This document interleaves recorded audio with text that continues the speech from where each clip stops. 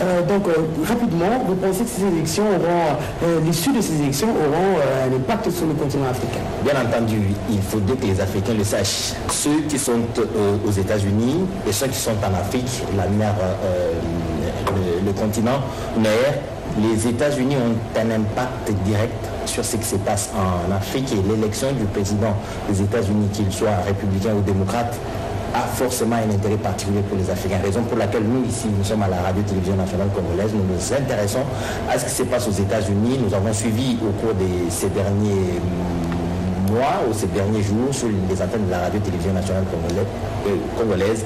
Sur le journal de la RTNC, on a parlé des élections américaines, ça nous arrive pas tous les jours. C'est l'importance que nous accordons et nous attachons à ces élections qui ont naturellement un impact sur notre continent. Même question, professeur José Kaluméré. Bien évidemment, les élections américaines ont toujours un impact sur tous les continents, non seulement le continent africain, mais à travers le monde. C'est pourquoi ce sont les élections les plus attendues à travers le monde. Donc tout le monde attend l'issue de ces élections, savoir qui sera le tout prochain ou la prochaine dirigeant ou dirigeante de l'administration américaine de demain. Parce que les enjeux étant tellement nombreux et grands, donc chaque dirigeant ou chaque État africain ou du monde attend voir ce que peut être son sort au lendemain de ces élections. Ouskan Balkaïj parlera de la campagne électorale, comment elle s'est déroulée. Mais avant de vous prendre, nous avons ces images. Si la réalisation est d'accord avec nous, nous allons donc revenir une semaine avant la fin de cette campagne. Donc, comment a été cette campagne électorale? Voilà. Moins d'une semaine nous sépare de l'élection présidentielle aux États-Unis d'Amérique. Les équipes de campagne s'activent pour persuader en faveur de l'un ou l'autre candidat.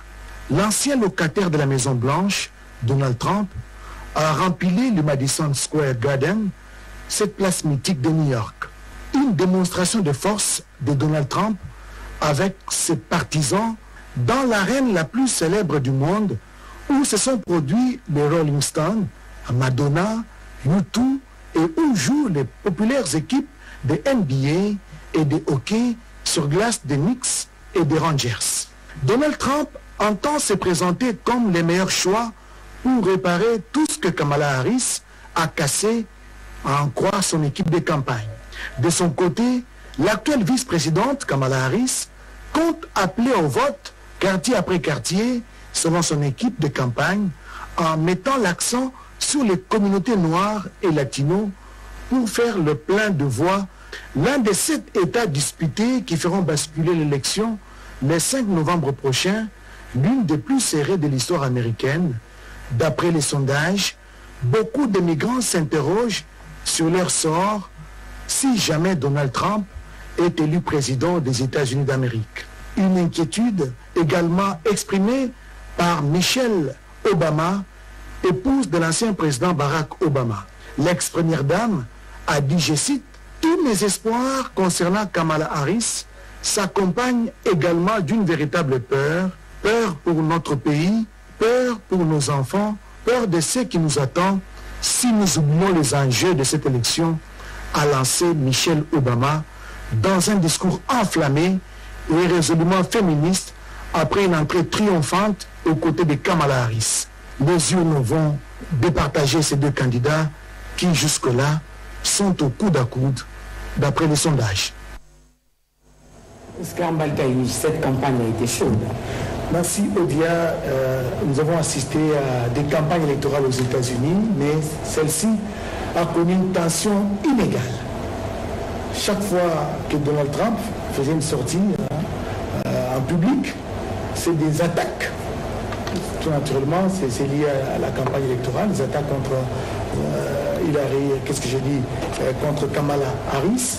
Et de l'autre côté, c'est la même chose.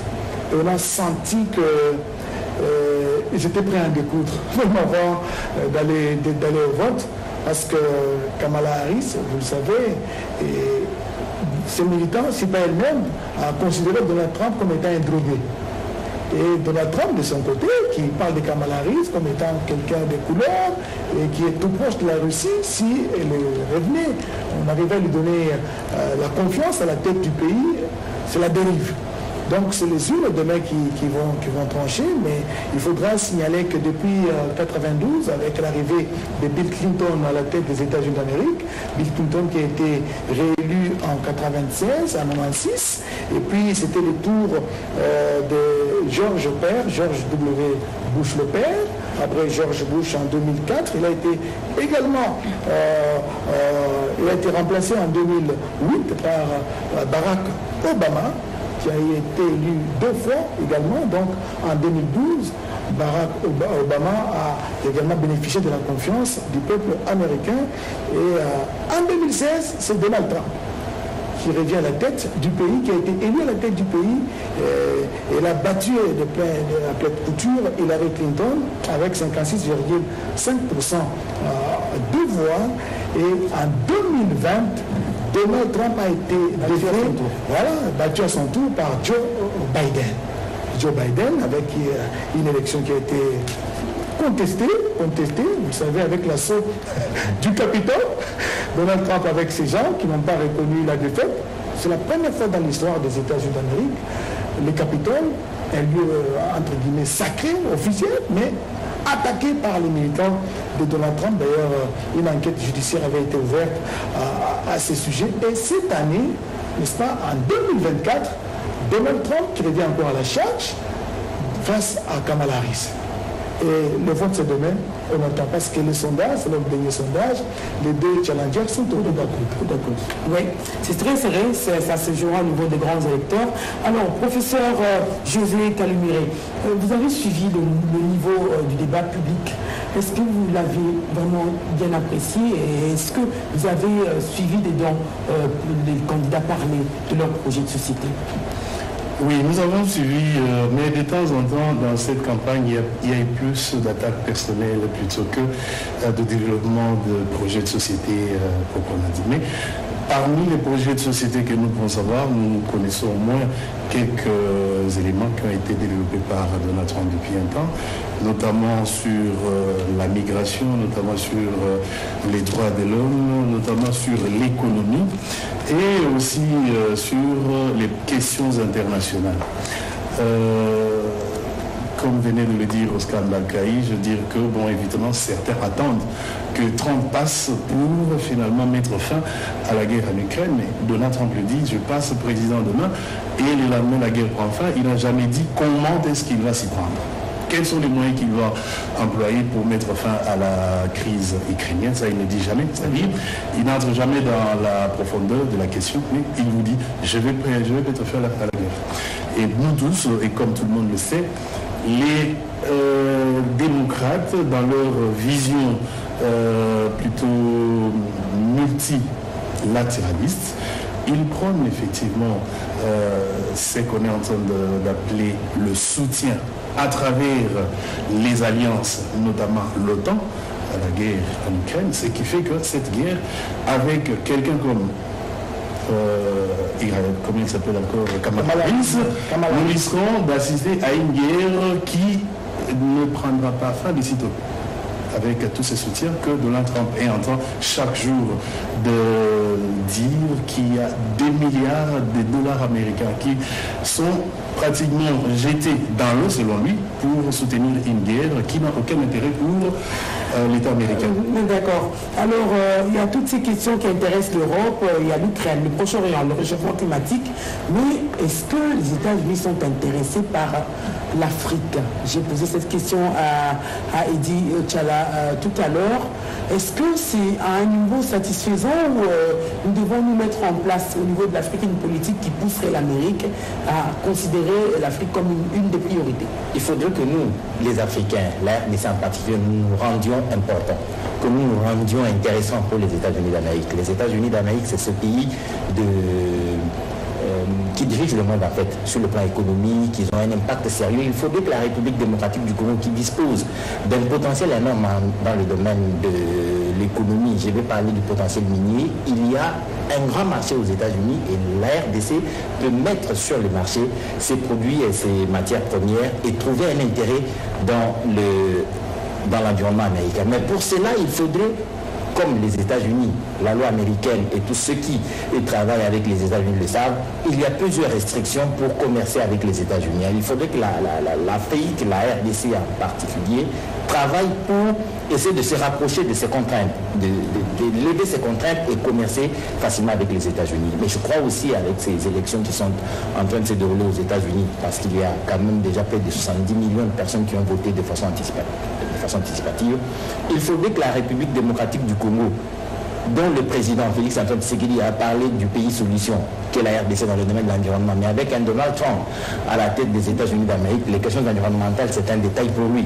Vous l'avez vu au moment où il était encore président, son premier mandat, avec son alter ego Bolsonaro au Brésil. Ils ont pratiquement une même conception du monde et les questions environnementales ne les concernent pas. Le climat, c'est un détail pour eux.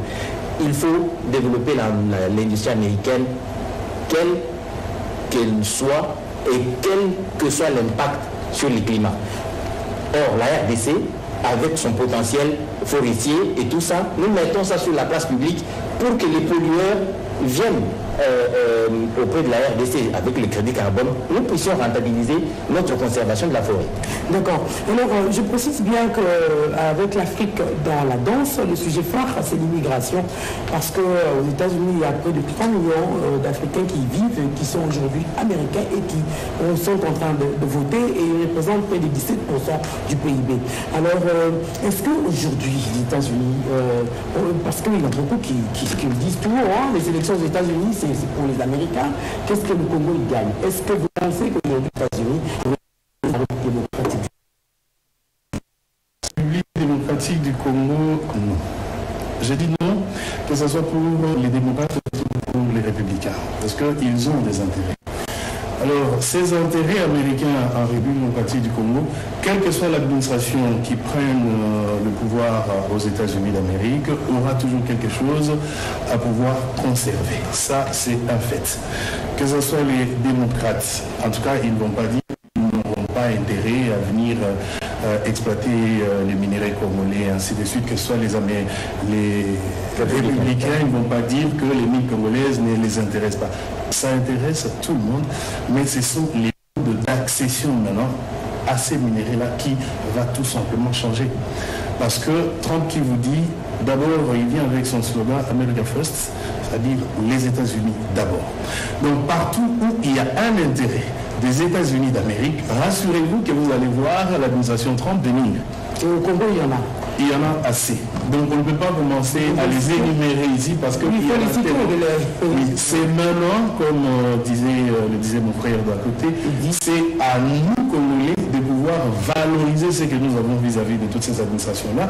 Enfin, parce que vous savez que les Américains ont même déjà promulgué une loi pour protéger les minéraux congolais, n'est-ce pas? Mais comment il se fait que nous-mêmes nous ne savons pas exploiter ce que les autres ont déjà mis à notre disposition. La loi Dodd-Frank que nous connaissons tous, c'est-à-dire pour dire avant de commercer et avant d'investir dans les minéraux congolais, voici, ils ont mis des restrictions. Tout le monde ne peut pas se permettre de le faire. Mais c'est à nous maintenant de nous protéger et de pouvoir valoriser ce que nous avons pour pouvoir bien évidemment inviter que ce soit l'administration démocrate ou républicain, républicain. Oui, il y avait aussi la question de la production de la batterie, électrique. Oui, avec ça, on fait rouler des Tesla et dans chaque téléphone iPhone que tient un citoyen américain, il y a des montants pour donc la RDC, c'est la plaque tournante dans beaucoup de choses. La RDC, c'est la plaque tournante dans beaucoup de choses, surtout avec nos minéraux stratégiques, les 3T, vous savez, les Colombo, Tantalite, les coltan, le lithium. Je pense que la RDC devrait se positionner, mettre en valeur ses ressources naturelles, minières et même forestières par rapport aux États. C'est vrai, aux États-Unis, c'est plus l'intérêt du pays ou du pays de l'oncle Sam qui prime, mais les avis sont souvent partagés. Nancy Odia, il y a ceux qui estiment que si Donald Trump passait, lui en tant que républicain, la guerre dans la partie Est va se terminer. Ils estiment que c'est plus les démocrates qui soutiennent l'agresseur. Ce sont des avis. Ce sont des avis partagés des gens, justement, mais certains estiment que si Donald Trump passe au pouvoir, la République démocratique du Congo va retrouver la paix dans la partie orientale. Ça, la vie. Mais du côté de l'Ukraine, par contre, c'est la peur au ventre, parce que les premiers donateurs dans la guerre qui secoue la Russie à l'Ukraine, c'est les États-Unis d'Amérique. Mais si Trump arrive au pouvoir, d'ailleurs dans l'une de ses sorties de campagne, Trump a dit qu'une fois arrivé au pouvoir, il va couper l'aide américaine à l'Ukraine. Et qui va devenir l'Ukraine sans l'appui des grands donateurs comme les États-Unis? Donc pour l'Ukraine, tout naturellement, il faut que Kamala Harris passe et non pas Donald Trump. Mais pour l'Afrique, et notamment pour bon nombre de Congolais, ils souhaitent que Donald Trump revienne au pouvoir parce que d'abord c'est l'intérêt des États-Unis. Une fois au pouvoir, il va annuler, si pas limiter l'aide militaire qu'il accorde souvent aux pays africains, notamment à ceux qui nous agressent. Je demanderais quand même à Edith Tchala de relativiser un peu. Oui, mais naturellement. Oui, justement. Il faut qu'on prenne pas, nous devons pas prendre parti, certes, mais la République démocratique du Congo doit s'assumer et travailler pour que la guerre se termine. Il est important de savoir que les administrations américaines, donc quelles qu'ils soient, interviennent d'une manière ou d'une autre. En Afrique, bien entendu, mais nous, Congolais ou Africains en général, ne devons pas notre destin en mer. Ce sont nos efforts, c'est notre vision du monde et notre conception des richesses que nous avons qui déterminent les actions que nous devons mener pour nous départir de cette dépendance. C'est même une naïveté de penser que les changements de régime ou de changement d'administration aux États-Unis va, comme une baguette magique, terminer la guerre dans l'Est. Trump a été au pouvoir pendant 4 ans. Nous, la République démocratique du Congo, on était déjà dans les tourments depuis plusieurs années. Donc il est important de profiter des opportunités qui se présentent selon les visions que les dirigeants américains, prochains dirigeants américains, que ce soit Kamala Harris ou Donald Trump, la vision qu'elle va partager ou la vision qu'il va partager du monde, nous allons nous saisir de cela pour valoriser ce que nous sommes et imposer d'une certaine manière notre façon de concevoir notre sous-région et notre pays, la République démocratique du Congo. Oui, je donne quand même ces informations. Les démocrates sont partis favoris pour certains sondages que nous avons suivis, surtout venant d'Europe. Ils ont jusque-là 226 électeurs, grands électeurs acquis à leur cause. Donc il leur faut 44, il leur en faut juste 44 pour gagner ces élections. Et ils pourraient les trouver dans le Michigan, le Wisconsin et dans la Pennsylvanie. Et donc là, ce sont des analyses qui sont faites.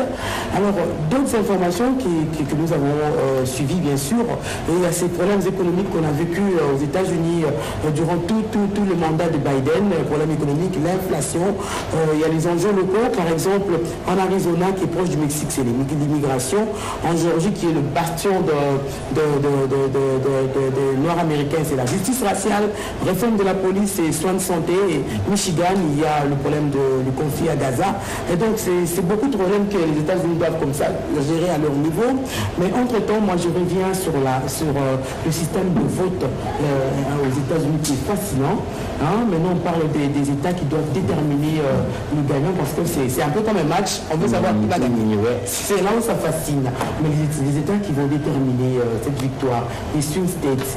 Alors comment expliquez-vous ce système-là aux Congolais pour qu'ils comprennent clairement comment se passent les élections aux États-Unis d'Amérique? C'est un système très complexe, il faut le dire, qui prend directement, qui concerne pratiquement les droits internationaux privés américains, où pratiquement il y a un problème d'abord, la question de la nationalité qui intervient, il y a le problème d'âge qui intervient, parce que là nous parlons des Américains de souche nés d'un père ou d'un parent américain ou d'un Américain né de 2 parents, et ainsi de suite. Des questions plus ou moins très techniques qu'il faudrait vraiment poser comme question aux spécialistes vraiment du droit international privé américain. Mais par rapport aux grands électeurs tels qu'on le dit, parce que évidemment vous parlez déjà des démocrates qui ont plus de 200 grands électeurs, c'est qui ne sont que, comment dirais-je, ce ne sont que des sondages.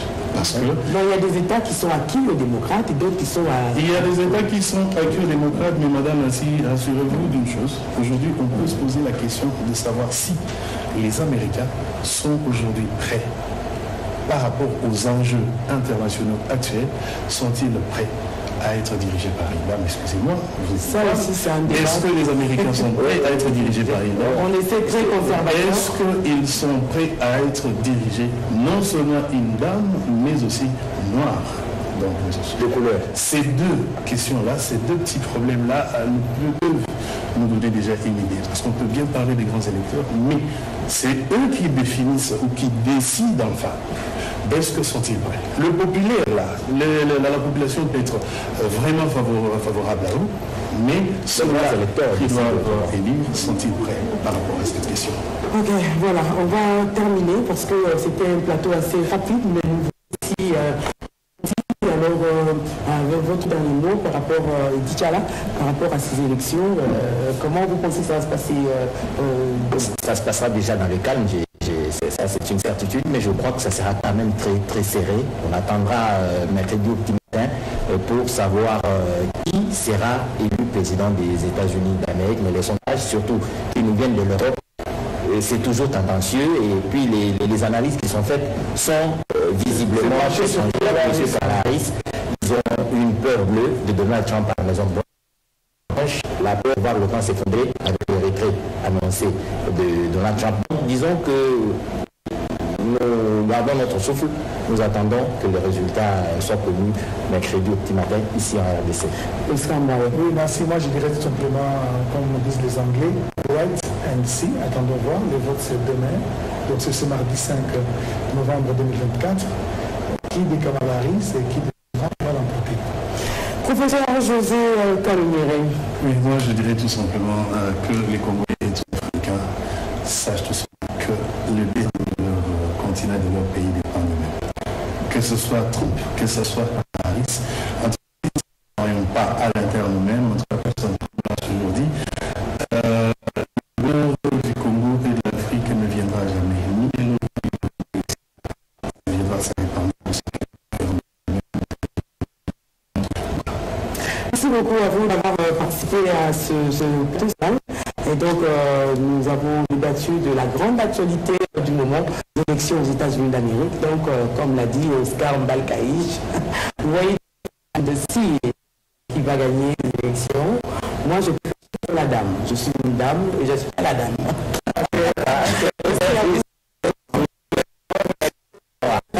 Merci d'avoir suivi.